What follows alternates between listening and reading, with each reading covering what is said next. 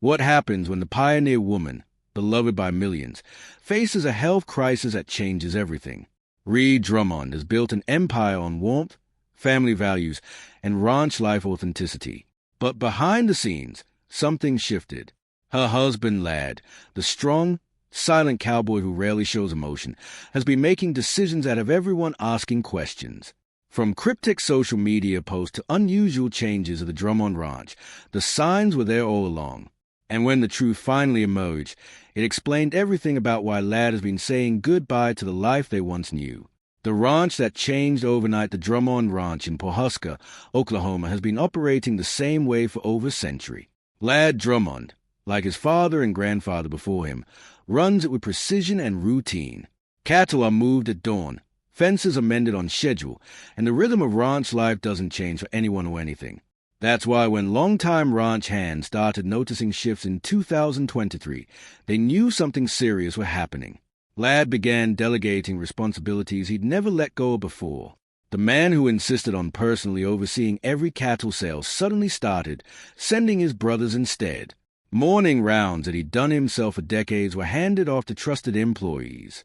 Some thought he was finally slowing down after that terrifying tractor accident in 2021, but those closer family knew it was something else entirely. The ranch wasn't changing because Ladd wanted it to. It was changing because he needed it to. The Drummond Land and Cattle Company spans over 400,000 acres, making it one of the largest ranches in the United States. Managing an operation of that size requires constant attention and physical presence. For Ladd, who'd been working this land since he was old enough to sit on a horse, stepping back wasn't just about adjusting a schedule. It was about fundamentally reimagining his role in a legacy that stretched back generations. Employees who'd worked with Ladd for 20-plus years noticed he started leaving the ranch early in the afternoons. The man who used to stay out until dark checking on newborn calves or repairing equipment was suddenly home by 4 or 5 in the evening. His truck, usually covered in dust and mud from a full day's work, was cleaner. His boots, typically worn and weathered by the time he walked through the door, showed less wear. These weren't the signs of a man getting lazy. They were the signs of a man making a conscious choice to be somewhere else, with someone who needed him more than the cattle did. The ranch community in Pawhuska is tight-knit. Word travels fast when something's different, especially when it involves the Drummonds. People started speculating. Some thought Ladd was dealing with lingering injuries from his accident. Others wondered if financial troubles were forcing changes. A few suspected marriage problems, though anyone who'd seen Ladd and Ree together knew that was unlikely. The truth was simpler and more painful than any of the rumors, but it would take months before the full picture became clear. When REE stopped sharing, Ree Drummond has made a career out of sharing her life. From her blog that started in 2006 to her Food Network show, cookbooks, and constant social media presence, she's been an open book. Her fans knew what she cooked for dinner, which kid was struggling with homework, and every funny thing Ladd said over morning coffee. That transparency is what made her relatable to millions.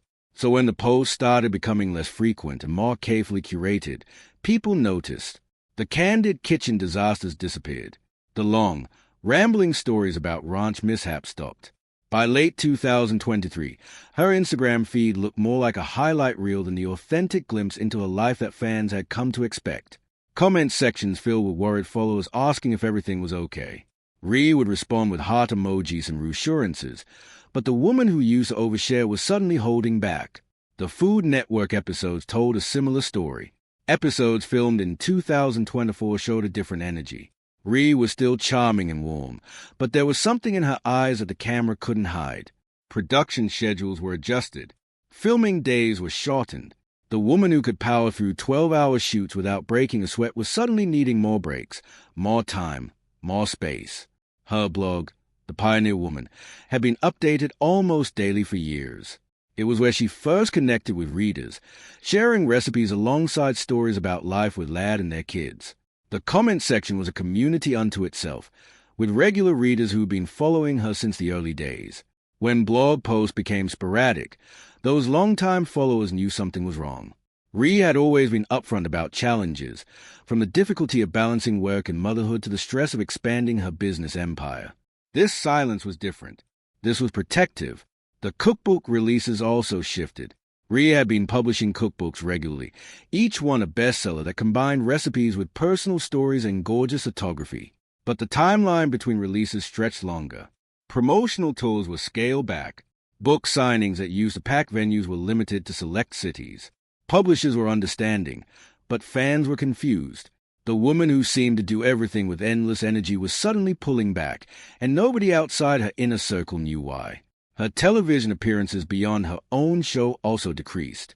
Guest spots on morning shows, cooking segments with other Food Network personalities, and collaborations that she used to jump at were politely declined. Ree's team cited scheduling conflicts and prior commitments, but the pattern was clear. She was creating boundaries where none had existed before, protecting her time and energy in ways that suggested something deeper was going on. The accident that revealed everything.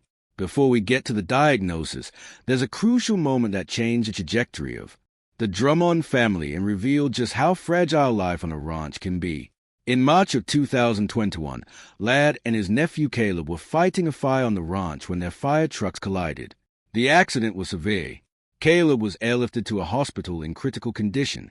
Ladd, being Ladd, refused an ambulance initially and drove himself to the hospital, only for doctors to discover he'd broken his neck in 2 places. The injuries could have been catastrophic. Ladd was told he was incredibly lucky to be walking, talking, and alive. He underwent surgery, wore a neck brace, and was ordered to rest, something foreign to a man who'd worked through broken bones, concussions, and countless other ranch-related injuries over the years. For the first time in his adult life, Ladd was forced to be still, to let others handle the work, to accept help. What nobody talked about much of the time was how this accident affected Ree. She'd come terrifyingly close to losing her husband, the man she'd built a life with, raised children with, created an empire alongside, had nearly died on their own property doing the work he loved. That kind of near loss changes a person. It makes you reevaluate priorities, consider mortality, and recognize how quickly everything you take for granted can disappear. Ree did what she always does. She powered through. She took care of Ladd during his recovery while keeping all her business obligations running. She posted updates that were reassuring and even humorous, framing the accident as just another adventure in their chaotic ranch life. But people close to her noticed the toll it took. The fear that settled in her eyes when Ladd left for work each morning. The way she checked her phone more frequently, waiting for confirmation that he was safe. The accident left scars that weren't visible but were absolutely real. The diagnosis nobody saw coming. In early 2024, during what should have been a routine checkup, doctors found something concerning. Ree had been experiencing symptoms she'd brushed off as stress and exhaustion. Running multiple businesses, filming a television show, managing a family, and keeping up with ranch life would tire anyone. But the fatigue was different. The headaches were persistent. And when she finally agreed to get thoroughly checked out, the test revealed a diagnosis that would change everything. The specifics of her condition required immediate attention and a complete restructuring of daily life. Treatment meant long-term management, lifestyle changes, and accepting limitations she'd never had before. For someone who built her brand on doing it all with a smile, this was devastating. But what hit hardest was realizing how much this would affect Ladd and their family dynamic. Ree has been open about many health struggles over the years, from kidney stones to her foster son's journey. But this was different. This wasn't a problem that could be solved with one surgery or fixed with medication. This was something she would carry for the rest of her life, something that would require Ladd to step into a completely different role than the one he'd always occupied. The diagnosis came with a learning curve that was overwhelming at first. There were medications to manage, side effects to navigate, dietary restrictions to implement, and regular medical appointments that couldn't be missed. For Ree, who prided herself on being the organizer and problem solver in the family, suddenly being the one who needed organizing and problem solving was a difficult adjustment. She'd spent years taking care of everyone else. Now she was the one who needed care. Doctors explained that stress would make everything worse. The irony wasn't lost on anyone. Stress reduction for a woman whose career was built on managing a dozen things simultaneously. The television show, the blog, the cookbooks, the mercantile, social media, and family obligations all created a constant pressure that her body could no longer handle. Something had to give, and it wasn't going to be her health. The treatment plan was aggressive but necessary. It involved specialists in multiple cities, which meant travel that pulled Ree away from the ranch she loved. Ladd accompanied her to every appointment, sitting in waiting rooms with other worried spouses, listening to medical explanations that were sometimes frightening and often complex. For a man more comfortable with veterinary medicine for cattle than human health issues, it was a steep learning curve. But he learned because that's what partners do. What made the diagnosis particularly challenging was the unpredictability. There would be good days when Ree felt almost normal, and bad days when getting out of bed felt impossible. Planning became difficult. Commitments had to be made tentatively. The woman who'd built a reputation for reliability and follow-through suddenly couldn't guarantee she'd feel well enough to meet obligations months in advance. That loss of control was almost as difficult as the physical symptoms. Ladd's impossible choice. Ladd Drummond is a fourth-generation cattle rancher. The ranch isn't just his job, it's his identity. It's in his blood the same way it was in his father's and grandfather's. For 50-plus years, his entire life has revolved around that land, those cattle, and the legacy is supposed to pass down. Walking away from any part of that isn't just difficult. It goes against everything he was raised to believe about duty and responsibility. But when Ree's diagnosis came, Ladd faced a choice that had nothing to do with cattle or legacy. His wife needed him in ways she never had before. The woman who'd always been the strong one, the organizer, the one who kept everything running, suddenly needed support. And Ladd, the man of few words who shows love through actions rather than speeches, made his decision quickly. He started saying goodbye to the ranch life he'd always known. Not goodbye forever, but goodbye to the version where he spent sunrise to sunset working the land. Goodbye to the assumption that the ranch came first, always. Goodbye to doing things the way they'd always been done simply because that's tradition. His brothers took on more responsibility. His children stepped up in new ways. And Ladd carved out space in his life that had never existed before, space dedicated entirely to being present for Ree. The decision wasn't without conflict. Ladd's father and grandfather had worked the ranch until they physically couldn't anymore. That was the model he'd grown up with, the standard he'd always measured himself against. Choosing to step back while he was still capable felt like failure at first, like he was abandoning a responsibility that had been entrusted to him. It took conversations with Ree, with his brothers, and probably with himself during long drives across ranch property, to recognize that being present for his wife wasn't failure. It was a different kind of duty, one that mattered just as much if not more. His brothers, Tim and Todd, were crucial in making this transition possible. They'd always been involved in ranch operations, but now they took on decision-making authority that had previously rested solely with Ladd.